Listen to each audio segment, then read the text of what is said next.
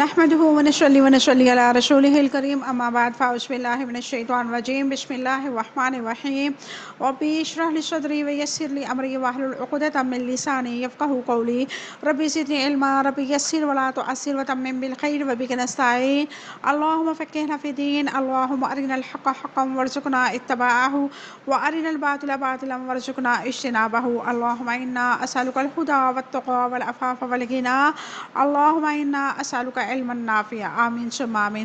السلام علیکم ورحمۃ اللہ وبرکاتہ۔ امید کرتی ہوں آپ سب خیر و عافیت سے ہوں گے، ایمان، صحت اور تقوی کے بہترین حالتوں میں ہوں گے الحمدللہ۔ اللہ تبارک و تعالیٰ سے دعا ہے کہ اللہ تعالیٰ آپ سب کو اپنے حفظ و امان میں رکھے، آپ کی طرف بڑھنے والا ہر شر اللہ تعالیٰ خیر میں بدل دے، اللہ تعالیٰ آپ سب سے راضی ہو جائے، اللہ تعالیٰ ہم سب سے قرآن اور اس دنیا کے نیک کاموں کے لیے ہمیں چن لے، اللہ رب العزت ہمیں بھلائی کے راستے پہ چلنے والا بنا دے، صراط مستقیم پہ چلنے والا بنا دے، اللہ رب العزت ہمارے اندر سے ریاکاری کو ختم فرما دے، آمین ثم آمین۔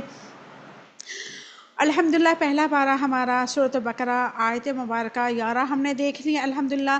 ان آیت مبارکہ میں کس چیز کو ذکر کیا گیا؟ اللہ رب العزت نے قرآن پاک کا آغاز کیا، سب سے پہلے نیک لوگوں کو متعارف کروایا، نیک لوگوں کی خصوصیات کو متعارف کروایا، نیک لوگوں کے اندر 5 خصوصیات کا ذکر کیا گیا۔ وہ کون سی تھی؟ اللہ پر، غائب پر یقین رکھنا کہ اللہ تعالیٰ موجود ہے، قیامت آنے والی ہے، اور اللہ تعالیٰ کے تمام غائب کے معاملات پہ یقین مکمل رکھنا، نماز قائم کرنا، زکوٰۃ ادا کرنا، اور اللہ کے دیے ہوئے رزق سے، مال سے، علم سے، طاقت سے اللہ کے راستے میں خرچ کرنا۔ اور 5ویں خوبی یہ تھی کہ اللہ تعالیٰ نے جو نازل کیا ہے، یعنی کہ یہ قرآن پاک نبی کریم صلی اللہ علیہ وسلم پر، اس پہ یقین رکھنا، اور قیامت کا یقین یہ رکھنا کہ ہم نے لوٹ کے اپنے رب کی طرف جانا ہے۔ یہ خصوصیت ہم نے دیکھی۔ پھر اللہ رب العزت نے کافروں کے بارے میں ہمیں متعارف کروایا کہ کافر کون ہے۔ کافر سرے سے اللہ کو مانتے ہی نہیں ہیں۔ اللہ رب العزت نے فرمایا آپ انہیں ڈرائیں یا نہ ڈرائیں، وہ ایمان نہیں لانے والے، کیونکہ ان کے دلوں پہ مہر لگ چکی ہے۔ ایسی مہر، صرف نہ مہر ہی نہیں لگی، ان کے دل جو ہیں وہ غلاف کے اندر ہیں، ایسا غلاف جس کو کوئی کھول ہی نہیں سکتا۔ پھر اللہ رب العزت نے تیسری کیٹیگری متعارف کروائی۔ وہ کون ہے؟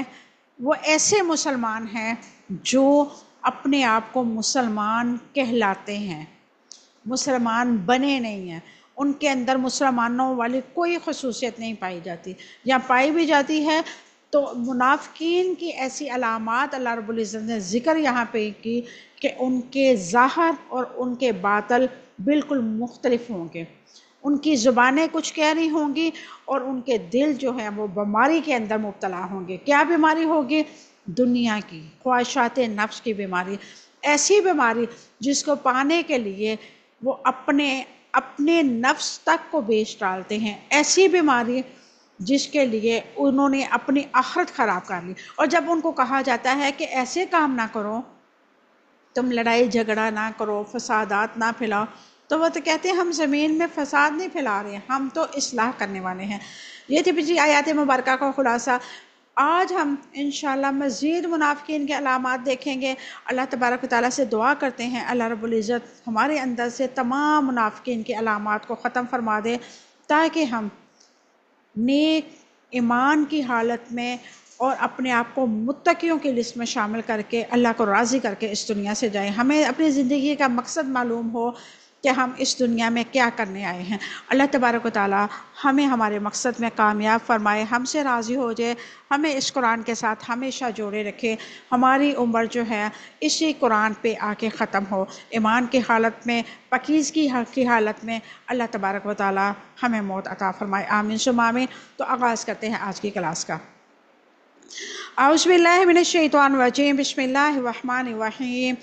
الا سن لو، انہم در حقیقت ہم وہی لوگ، مفسدون فساد کرنے والے ہیں، ولیکن لیکن لا نہیں، یشعرون وہ شعور رکھتے، وہ سمجھتے، وَإِذْ اور جب قیلا کہا جاتا ہے، لہم ان کے لیے، آمنو ایمان لاؤ، کما جس طرح آمنا ایمان لائے، الناسو لوگ، قالو وہ کہتے ہیں، انؤمنو کیا ہم ایمان لائے، کما جس طرح آمنا ایمان لائے، سفہاء بے وقوف، الا سن لو، انہم در حقیقت وہ، ہم وہی، سفہاء بے وقوف ہے، ولیکن لیکن نہیں، لا نہیں، یعلمون وہ جانتے۔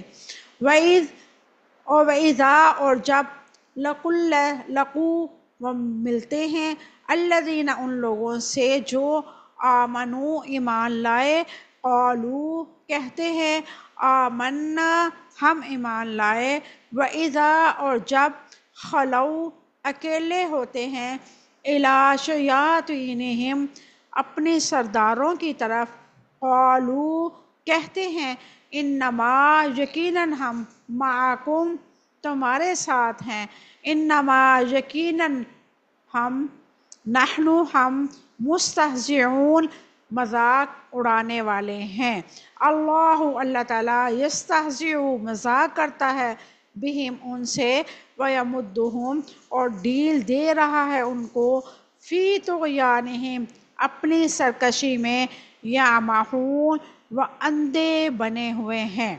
یہاں تک ہی آج کی کلاس ہے ہماری۔ اب ہم دیکھتے ہیں اس کی مختصر سی تفسیر۔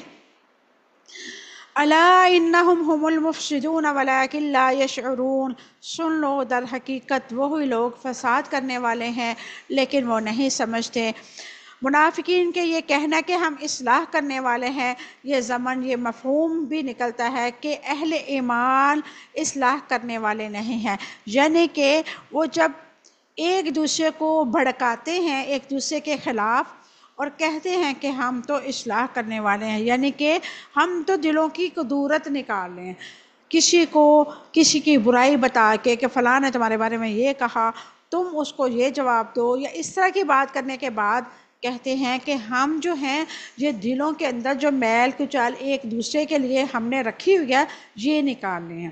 اور ایمان والے جو خاموش رہتا ہے، جو ایسی چیزوں پہ پردہ ڈالتا ہے، جو یہ کہتا ہے کہ بات کو رفع دفع کریں اور درگزر کریں اور ایک دوسرے کے ساتھ کینہ نہ رکھیں، اصل میں وہ ان کو کہتے ہیں کہ یہ لوگ جو ہیں یہ منافقت کر رہے ہیں، یہ ایمان والے نہیں۔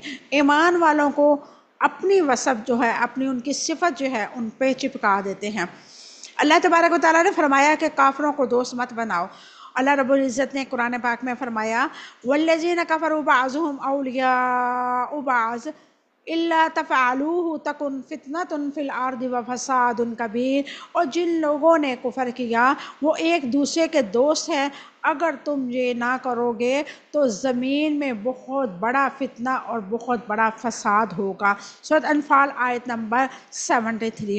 اللہ رب العزت نے ایک اور مقام پہ فرمایا، یا ایھا الذین آمنوا لا تتخذوا الکافرین اولیاء من دون المؤمنین اتریدون ان تجعلوا للہ علیکم سلطانا مبینا ان المنافقین فی الدرک الاسفل من النار ولن تجد لهم نصیرا۔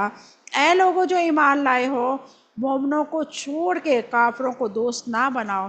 کیا تم چاہتے ہو کہ اپنے خلاف اللہ تعالیٰ کے لیے ایک واضح حجت بنا لو؟ یقیناً منافق دوزخ کے سب سے نچلے درجے میں ہوں گے، اور آپ اگر ان کے سے ہرگز مدد نہیں کر پاؤ گے۔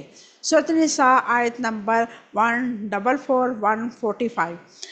اللہ تبارک و تعالیٰ نے اس آیت مبارکہ میں یہ فرمایا ہے، ہمیں نصیحت کی ہے کہ ایسے لوگوں کو جو منافقت رکھتے ہیں، اور دیکھیں منافق کے لیے لفظ کافر استعمال ہو رہا ہے، مسلمانوں کے ہے تو وہ ایمان کر یعنی کہ کلمہ گو ہے، لیکن منافق کو اللہ رب العزت نے قرآن پاک میں کافر کہہ کے مخاطب کیا ہے، اور کافروں کے لیے جہنم کا سب سے نچلا درجہ ہے۔ منافق جو ہوتا ہے وہ کافر نہیں ہوتا، وہ کلمہ گو ہوتا ہے، جس نے کلمہ پڑھا ہوتا ہے، اس کے عمل جو ہوتے ہیں وہ کافروں والے ہوتے ہیں۔ وہ زبان سے اقرار کر رہا ہوتا ہے کہ میں اللہ پہ یقین رکھتا ہوں، میں رسول اللہ صلی اللہ علیہ وسلم پہ یقین رکھتا ہوں، میں کتاب پہ یقین رکھتا ہوں، لیکن اندر سے وہ اپنی دنیا داری کو فوکس کر کے بیٹھا ہوتا ہے۔ وہ کہتا ہے کہ ٹھیک ہے، اور ٹھیک ہے اللہ تعالیٰ ہے، ہمیں یقین ہے، نبی کریم صلی اللہ علیہ وسلم ہمارے رسول ہیں، آخری نبی ہیں، یہ بھی ٹھیک ہے، قرآن پاک اللہ تعالیٰ کے الہامی کتاب ہے، یہ بھی ٹھیک ہے، لیکن ہم جو لوگ ہیں ہم دنیا داری میں رہتے ہوئے کسی کو مکھن لگانا پڑتا ہے، کسی کی بات کو نظر انداز کرنا پڑتا ہے، مفاہمت کے ساتھ کام لیتے ہوئے کبھی جھوٹ کا سہارا لینا پڑتا ہے۔ تو یہ اگر ہم کسی کے منہ کی طرف دیکھ کے اپنے ارادے کو بدلنے والے ہیں، ہمارے اندر ہم اگلے سامنے والے کی حیثیت دیکھ کے اپنے بیان کو چینج کرنے والے ہیں، اپنی گواہی کو بدلنے والے ہیں، تو سمجھ لیں ہم منافق ہیں۔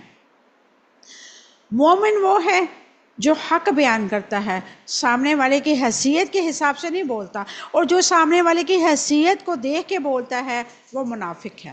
ہمارے اندر یہ خوبی عام پائی جاتی ہے کہ ہم کسی بڑے انسان کو، کسی پیسے والے کو دیکھ کے اپنے بیانات کو بدل لیتے ہیں، وہ غلط بھی کہہ رہا ہے تو مفاہمت کا ہم سہارا لے کے ہم یہ کہتے ہیں کہ بھائی اب اچھا نہیں لگتا نا کہ اتنا بڑا سامنے بندہ بیٹھا ہے تو اس کو ہم ٹوک دیں، ہم اس کی بات کو رد کر دیں، چلے ہمیں تو پتہ ہے نا یہ غلط کام ہے، ہم نہیں کریں گے، لیکن وہ کہہ رہا تھا تو اب ساری محفل میں اس کو کہتے تو پھر بری بات تھی نا۔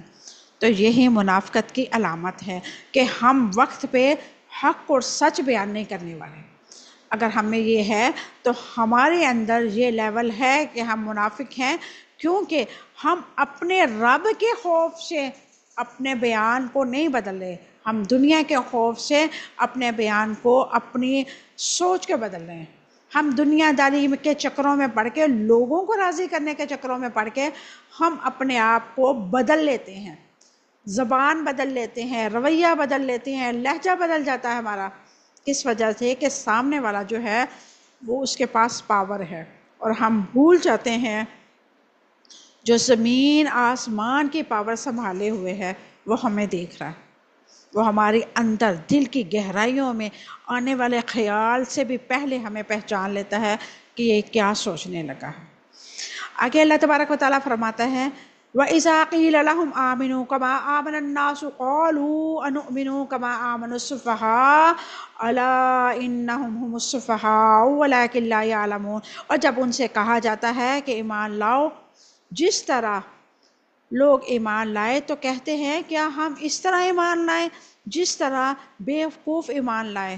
سن لو، خبردار، اللہ تعالیٰ نے حکم جاری کر دیا، بیوقوف تو در حقیقت وہی لوگ ہیں لیکن وہ جانتے نہیں ہیں۔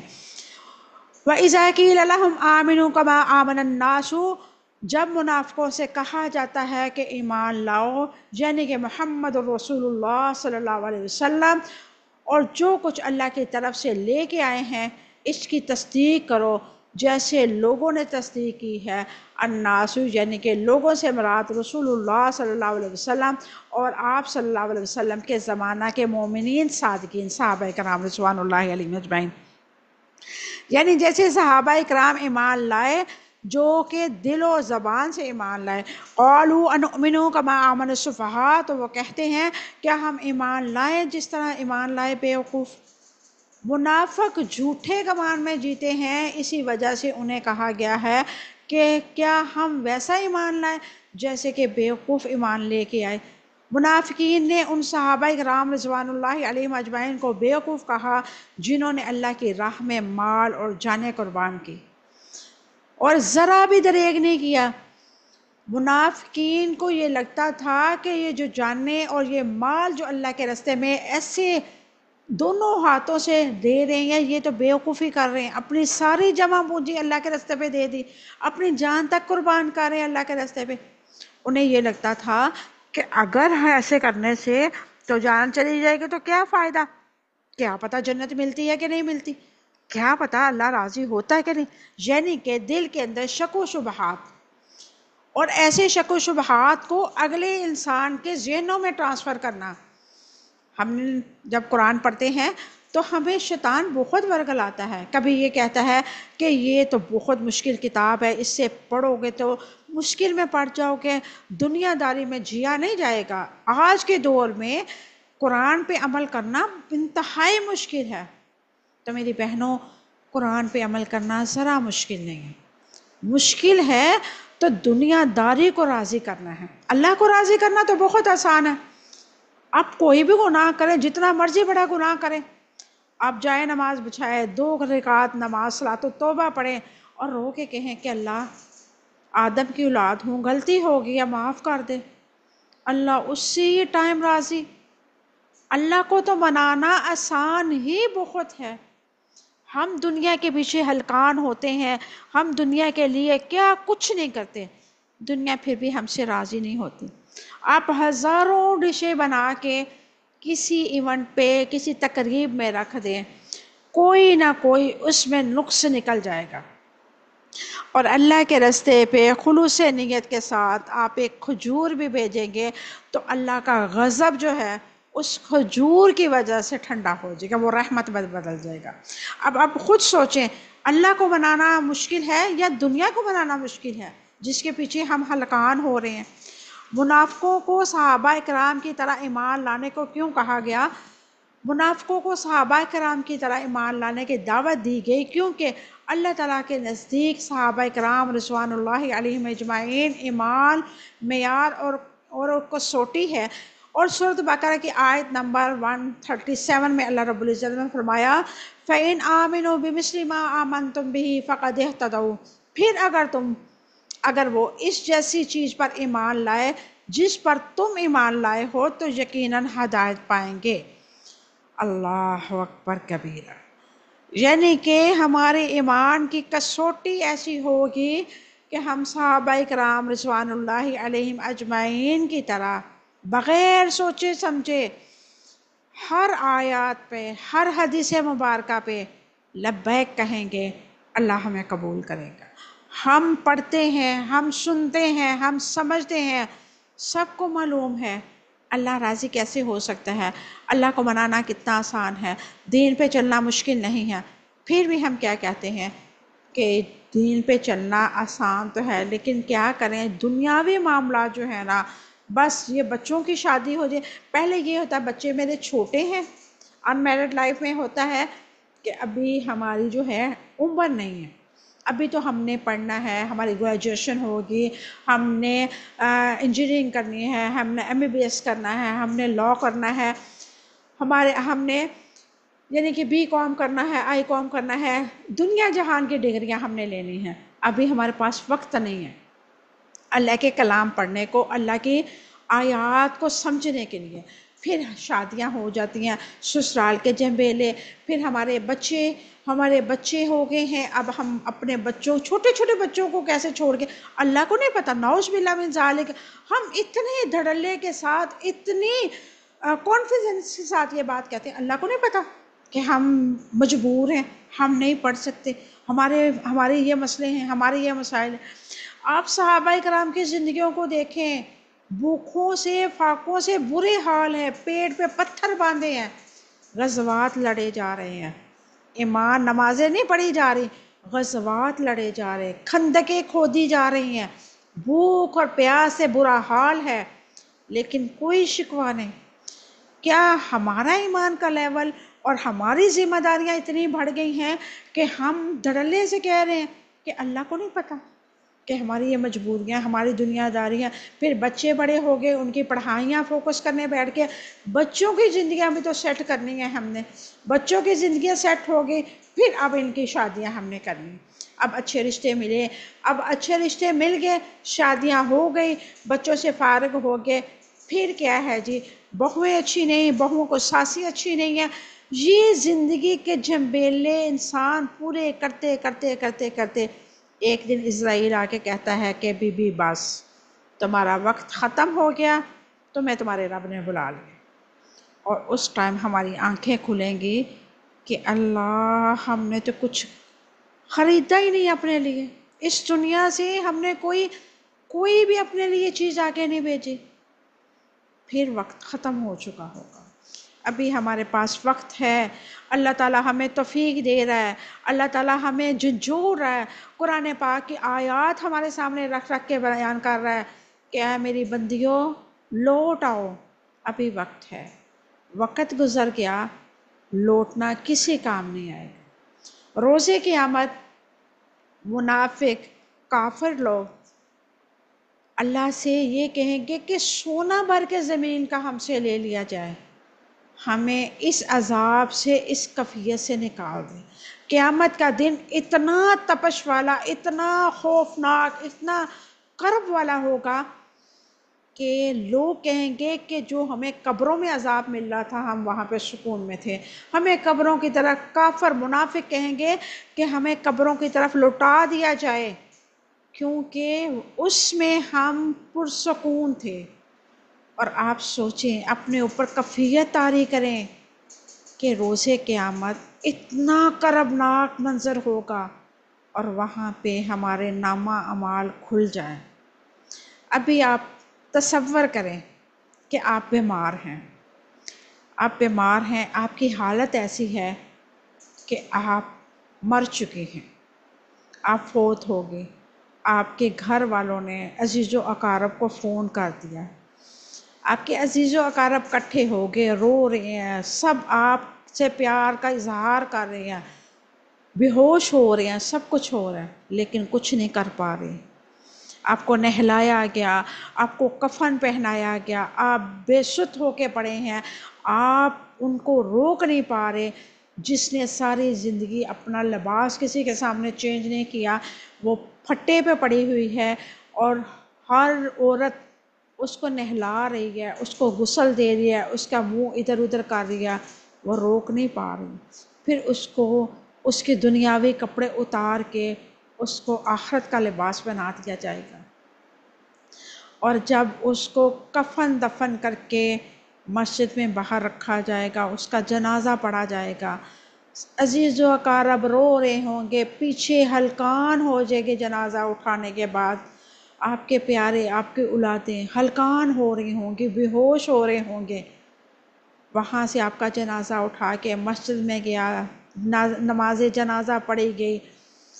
آپ کی اولاد کو اگر آپ نے دین کے رستے پہ چلایا ہوگا تو آپ کے لیے دعا گو ہوگی، اگر آپ نے اپنی اولاد کو دین کے رستے پہ نہیں چلایا ہوگا، ان کو کچھ دین نہیں سکھایا ہوگا، تو وہ صرف ہاتھ باندھ کے کھڑی ہوگی، ان کی زبان سے آپ کے لیے مغفرت کے لفظ نہیں نکلیں گے۔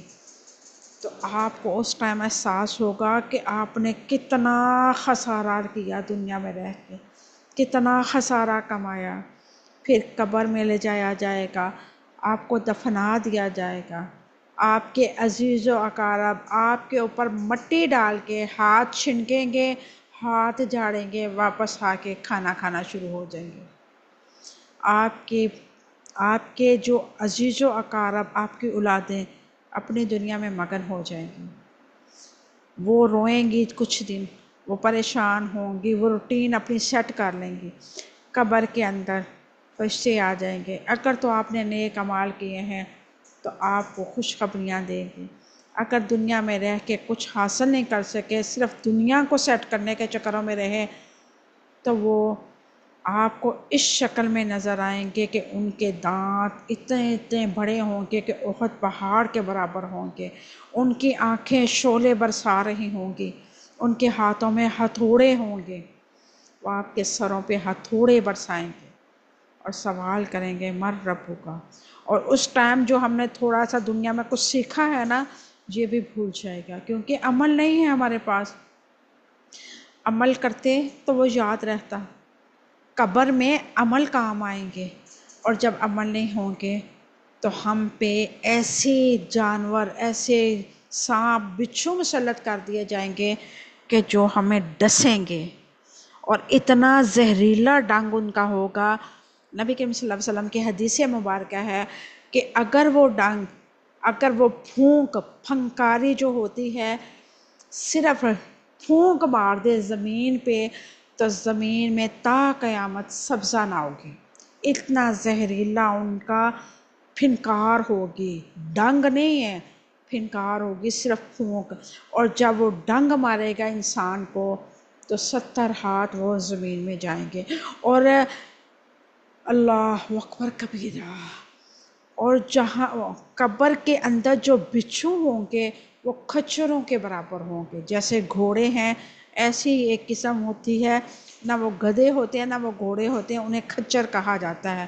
گھوڑوں کی قد کا دامت والے بچھو ہوں گے جو آپ کو ڈسیں گے، اور اس کے بعد جب قیامت آئے گی تو اللہ رب العزت آپ کی طرف دیکھے گا بھی نہیں، اور اللہ رب العزت فرمائے گا کہ اس بدبخت کو لایا جائے، پکارا جائے گا، اس بدبخت کو لایا جائے، اس کا نامہ اعمال کھولا جائے گا اور اس کو بتلایا جائے گا کہ تم نے یہ کیا۔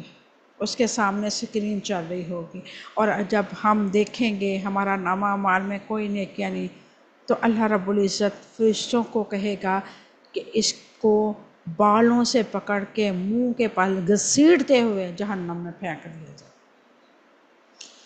تو پھر ہمیں پتہ چلے گا دنیا میں ہم نے دنیا داری جینے کے لیے کتنے جتن کیے، اور اس سے آدھے جتن اگر ہم اپنے رب کو راضی کرنے میں آدھے سے بھی آدھے اپنے رب کو راضی کرنے کے لیے لگاتے تو ہو ہی نہیں سکتا تھا کہ جہنم ہمارا مقدر بنتی۔ آج بھی وقت ہے اپنے آپ کو جہنم کے گھڑے سے گرنے سے بچا لے۔ یہ اولادیں، یہ دنیا، یہ رشتے، یہ ناطے کام نہیں آئیں گے، آپ کے اپنے اعمال کام آئیں گے۔ آپ نے اپنی اولاد کو نیک کاموں میں لگایا ہوگا، وہ کام آئے گی۔ آپ کی اولاد صدقہ جاریہ ہی تب بنے گی جب آپ ان کو دین سکھائیں گے۔ آپ لاکھ دنیا کی ڈگریاں دلوا لیں، اگر آپ کے بچوں کو نماز جنازہ کی دعا نہیں آتی تو یقین کریں خسارہ ہی خسارہ ہے آپ کے لیے۔ آگے اللہ رب العزت فرماتے ہیں الا انہم هم المفسدون هم السفہاء ولکن لا یعلمون، سن لو بیوقوف، در حقیقت وہی ہیں لیکن وہ نہیں جانتے۔ اللہ تعالیٰ نے منافقوں کے بارے میں واضح کیا کہ وہ خود بیوقوف اور احمق ہیں۔ احمق ایسے بے عقل کو کہتے ہیں جو اپنے مصالح سے بے خبر ہو کے ایسے کاموں میں مصروف رہے جو اس کے لیے نقصان دہ ہیں۔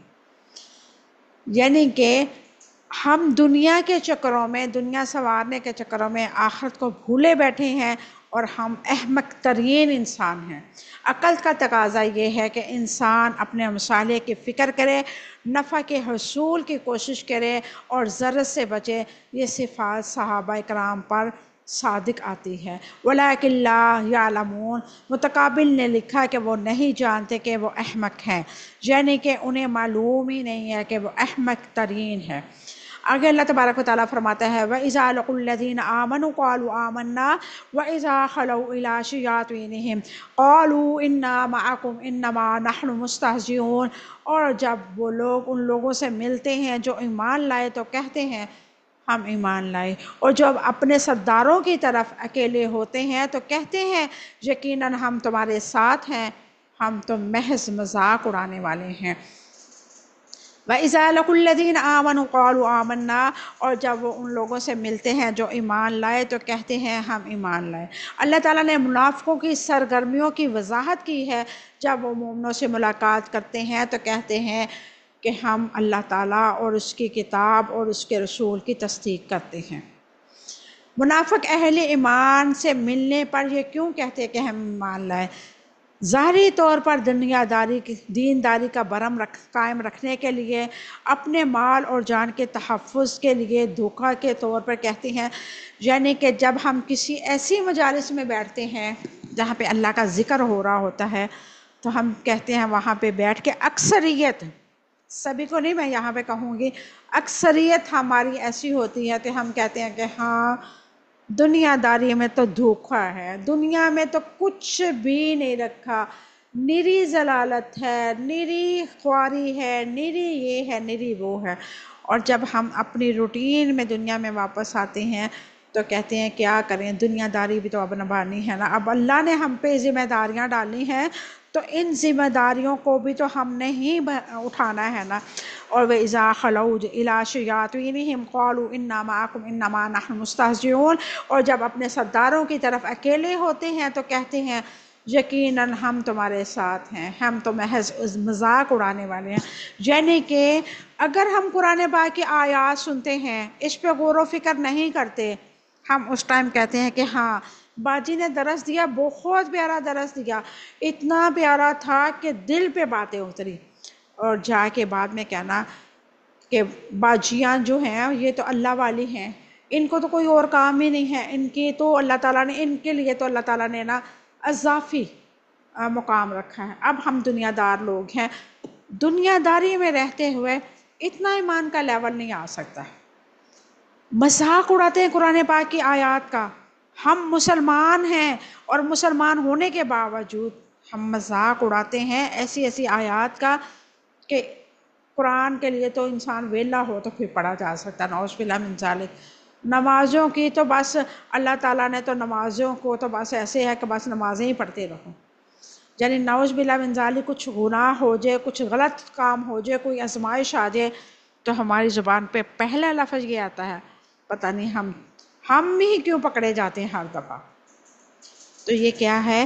یہ اللہ کے دین کا، اللہ کی آیات کا مذاق اڑانا ہے، اور ایسے لوگوں میں ہم خوش ہوتے ہیں جو دنیا داری کے کاموں میں کرتے ہیں۔ آج ہم کسی کو تقریب میں انوائٹ کریں اور رات 2 بجے تک محفل جمائیں تو کوئی بھی اٹھنے کو تیار نہیں ہوگا، ہر کوئی کہے گا کہ بھائی بہت انجوائے ہم نے کیا، بڑا مزہ آیا، بہت مزہ آیا، اتنا کہ آج کی رات پتہ ہی نہیں چلی کب وقت گزر گیا۔ یہ ہمارے اپنے گھروں میں ہو رہا ہے، اور ایسے ہی اللہ کے دین کے لیے اگر بلایا جائے تو ہم کہتے ہیں کہ کیا کریں، گھرداری ہے، اب ہم روز تو یہ کام نہیں کر سکتے، ہم سے روز تو نہیں آیا جا سکتا، ہم اکیلے گھر میں ہوتے ہیں، بچے چھوٹے ہیں، بچے کالج گئے ہیں، بچے ہمارے میرڈ ہیں، بہویں اکیلی ہیں، بہو گھر پہ نہیں ہے، ہزاروں ہمارے پاس باتیں، ہزاروں دلیلیں ہم اپنے آپ کو مطمئن کرتے ہیں۔ اور یہ کیا ہے؟ یہ منافقوں کی علامت ہے کہ ہم اللہ کے دین کے لیے اپنے آپ کو بجائے وقف کرنے کے ہم اس جگہ پہ اپنی مجبوریاں، اپنے روٹین جو ہے ہم نے جو خود بہت زیادہ جھمیلے بنا رکھے ہیں، ہم اس کو سامنے رکھ کے کہتے ہیں اللہ کو بھی تو پتہ ہی ہے نا کہ ہم مجبور ہیں، اور اسی کا نام منافقت ہے۔ اس آیت میں شیاطین سے مراد کیا ہے؟ کافر، منافق، مشرک اور گمراہ کرنے والے کو، سرداروں اور سرکشوں کو شیطان کہا ہے، خواہ انسان ہو یا جن ہو۔ برائی کے سردار یعنی کہ جو اللہ تعالیٰ کے راستے سے روکتے ہیں، یہاں اس سے مراد قریش اور یہود کے سردار ہیں جن کی وجہ سے تمام مسلمانوں کے خلاف سازشیں کرتے تھے۔ اس سے مراد ہر وہ شخص ہے جو خیر سے دور اور شر کے قریب ہے، جو اصلاح نہیں چاہتا۔ یہاں پہ رکے تھوڑی دیر کے لیے اور اپنا جائزہ لیں، ہم خیر خواہ ہیں اپنے بہن بھائیوں کے؟ کیا ہم خیر سگالی کے کام کرتے ہیں؟ ہم اپنے بہن بھائیوں کے عیبوں پہ پردہ ڈال کے اصلاح کرتے ہیں کہ ہم ان کے عیبوں کو اپنے لیے ایک ہتھیار بنا لیتے ہیں، مہرہ بنا لیتے ہیں، پتے کے طور پہ استعمال کرتے ہیں؟ کیا ہم اپنے بہن بھائیوں کو اذیت تو نہیں دے رہے؟ ہم شر پرستی کے ساتھ کسی کے دل آزاری تو نہیں کر رہے؟ اگر تو دل آزاری کر رہے ہیں تو ہم شیاطین میں سے ہیں۔ اللہ اکبر کبیرہ، اللہ اکبر کبیرہ۔ اور اگر ہم خیر خواہی میں ہیں تو مزید اپنے آپ کو سنوارے، مزید اپنے آپ کو نکھارنے کی کوشش کریں، اور مزید کوشش کریں کہ اللہ تبارک و تعالیٰ نے ہمیں اپنے قرآن کے لیے اگر چنا ہے تو ہم اس قرآن پہ پورا اتریں، اللہ تعالیٰ کی آیات پہ ہم پورا اتریں، اللہ تعالیٰ کے فرمان پہ ہم پورا اتریں۔ یہ نہ ہو کہ روز قیامت اللہ تعالیٰ ہمارے حالوں پہ رحم فرمائے، جہنم کے سب سے نچلے درجے میں گرا دیا جائے۔ آگے اللہ رب العزت فرماتا ہے اللہ یستہزئ بہم ویمدھم فی طغیانہم یعمہون، اللہ تعالیٰ ان سے مذاق کرتا ہے، ان کو ڈھیل دے رہا ہے، وہ اپنی سرکشی میں اندھے بنے ہوئے ہیں۔ اللہ اکبر کبیرہ۔ اللہ یستہزئ بہم ویمدھم فی طغیانہم یعمہون، اللہ تعالیٰ ان سے مذاق کرتا ہے، ان کو ڈھیل دے رہا ہے، وہ اپنی سرکشی میں اندھے پڑے ہوئے ہیں۔ اللہ تعالیٰ کیسے مذاق کرتا ہے؟ اللہ تعالیٰ استہزاء اور استہزاء کی سزا ان کو دے گا، اور اللہ تعالیٰ ابھی ان کی ڈور کو ڈھیلا چھوڑا ہوا ہے۔ اللہ تعالیٰ نے ان کی سرکشیوں پہ ان کو ڈھیل دے رکھی ہے۔ اللہ تعالیٰ چاہتا ہے کہ گناہ پہ یہ گناہ کریں، گناہ پہ گناہ کریں، تاکہ آخرت میں ان کا کوئی حصہ نہ ہو۔ کوئی چھوٹی موٹی نیکی بھی اگر وہ کر رہے ہیں تو اللہ تعالیٰ ان کی وہ نیکی قبول اس وجہ سے نہیں کر رہا ہے کیونکہ انہوں نے کوئی ایسا کبیرہ گناہ کر لینا ہے جو اس کی نیکی کو کھا جائے گا۔ آپ کو پتہ ہے نیکیاں بھی چوری ہوتی ہیں۔ اگر آپ اپنے اعمال کو چھپا کے نہیں رکھیں گے، آپ اپنے اعمال کو سنبھال کے نہیں رکھیں گے تو آپ کی نیکیاں چوری ہو جائیں گی، آپ کے اعمال جو ہیں وہ چوری ہو جائیں گے۔ کیسے چوری ہوں گے؟ آپ جب بھی کسی کے سامنے ذکر کریں گے کہ میں نے یہ نیک کام کیا، میں نے کسی کے لیے کچھ کیا، میں نے کسی کو خیرات دی، کسی کا بھلائی کی، یا میں نے آج عبادات ایسے کی، تو سمجھ لیں آپ کی نیکیوں والی جو تھیلی ہے اس میں چھیک ہو گیا، وہاں سے ساری یہ نیکیاں ضائع ہو گئی۔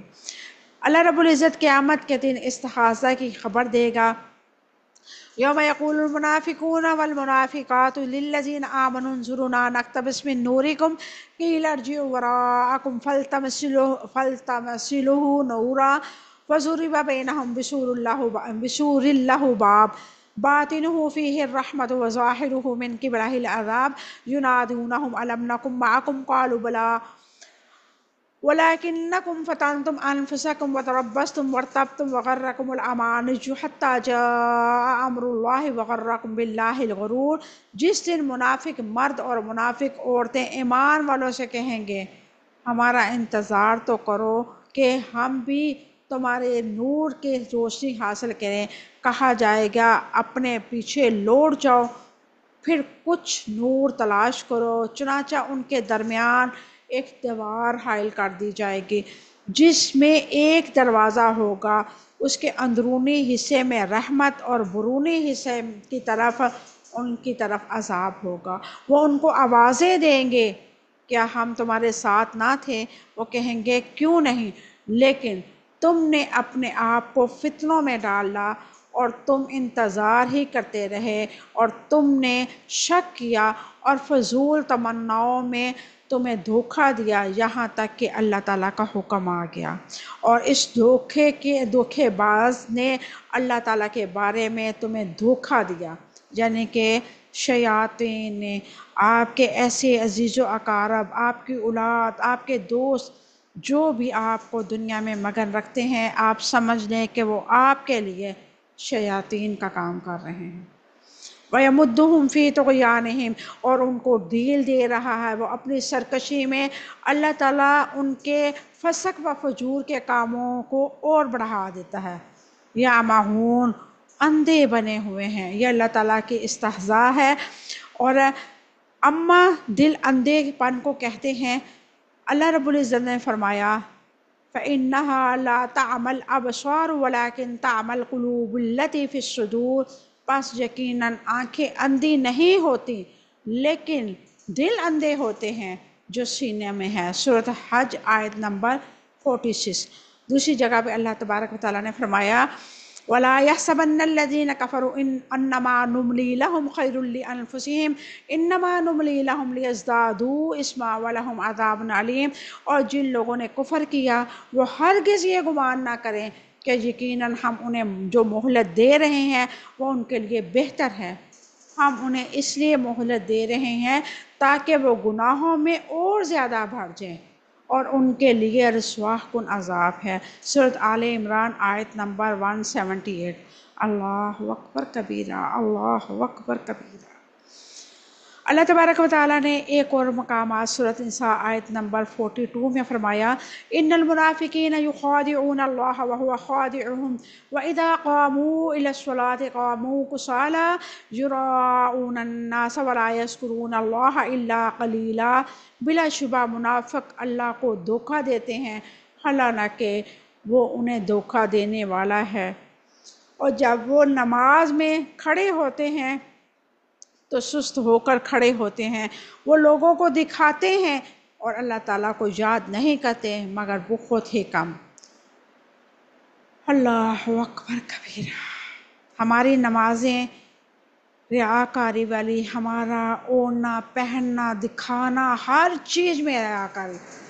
ہم لباس بھی پہنتے ہیں تو اس لیے پہنتے ہیں کہ ہمیں لوگ دیکھیں کہ کون سا برانڈ پہنا ہوا، ہم برانڈ میں اپنے آپ کو اتنا ہلکان کر لیتے ہیں، ہمیں پتہ ہی نہیں ہے کہ ہم نے اپنے لیے دھوکا ہی دھوکا خریدا ہوا ہے، خسارہ ہی خسارہ ہے۔ اللہ اکبر۔ اللہ رب العزت فرماتا ہے فَيَسْخَرُونَ مِنْهُمْ سَخِرَ اللَّهُ مِنْهُمْ وَلَهُمْ عَذَابٌ عَلِيمٌ۔ وہ ان سے مذاق کرتا ہے، اللہ تعالیٰ نے ان سے مذاق کیا اور ان کے لیے دردناک عذاب ہے۔ سورۃ توبہ آیت نمبر 79۔ اللہ تبارک و تعالیٰ منافقین سے کیسا مذاق کرے گا؟ اللہ تعالیٰ نیکی کی توفیق چھین لے گا۔ اللہ اکبر کبیرہ، اللہ اکبر کبیرہ۔ پھر نہ ان کا کان سچ سننا چاہتے ہیں، نہ سچی بات ان کے دل پہ اثر ہوتی ہے، نہ ان کی آنکھ سچائی کو دیکھ سکتی ہے، پھر وہ اندھا دھن اپنی مرضی کے مطابق زندگی گزارتے ہی چلے جاتے ہیں۔ اللہ اکبر کبیرہ۔ ہمارا بھی تو یہی حال ہے، ہم ساری چیزوں کو جانتے ہیں، کیا ہمیں نہیں پتا کہ اللہ تعالیٰ ناراض ہوتا ہے ریاکاری سے؟ اللہ تعالیٰ کو پسند نہیں ہے ریاکاری، منافقت، پھر بھی کرتے ہیں، کیونکہ ہمارے دلوں میں دنیا کی محبت اس قدر رچ بس گئی ہے کہ ہم اپنی آخرت کو، اپنے رب کی ناراضگی تک کو بھول کے بیٹھے ہیں۔ اللہ تعالیٰ نے منافقوں کو ان کی سرکشی میں ڈھیل کیوں دے رکھی ہے؟ اللہ تعالیٰ نے منافقوں کو اپنی مرضی کے مطابق زندگی گزارتے ہوئے فوراً نہیں پکڑتا، بلکہ مہلت دیتا ہے، یوں ابتدا میں سرکشی بغاوت میں بدل جاتی ہے۔ منافق اپنی سرکشی میں اندھے کس طرح بھٹکتے ہیں؟ جب اپنی مرضی کو اللہ تعالیٰ کی رضا اور خوشی کے مقابلے میں زیادہ اہمیت دینے لگتے ہیں تو اللہ تعالیٰ ان کو ڈھیل دے دیتا ہے، اس طرح ان کے گناہ بڑھتے جاتے ہیں، پھر وہ اور سرکش ہو جاتے ہیں، وہ سیدھے رستے سے بھٹکتے بھٹکتے دور نکل جاتے ہیں اور انہیں احساس ہی نہیں ہوتا۔ اللہ تبارک و تعالیٰ فرماتا ہے وَنُقَلِّبُ أَفْئِدَتَهُمْ وَأَبْصَارَهُمْ كَمَا لَمْ يُؤْمِنُوا بِهِ أَوَّلَ مَرَّةٍ وَنَذَرُهُمْ فِي طُغْيَانِهِمْ يَعْمَهُونَ۔ اور ہم نے ان کے دلوں پہ ان کی نگاہوں کو پھیر دیا جیسے پہلی بار وہ اس پر ایمان نہیں لائے تھے، ہم انہیں چھوڑ دیں گے، وہ اپنی سرکشی میں بھٹکتے پھریں گے۔ انعام آیت نمبر 110۔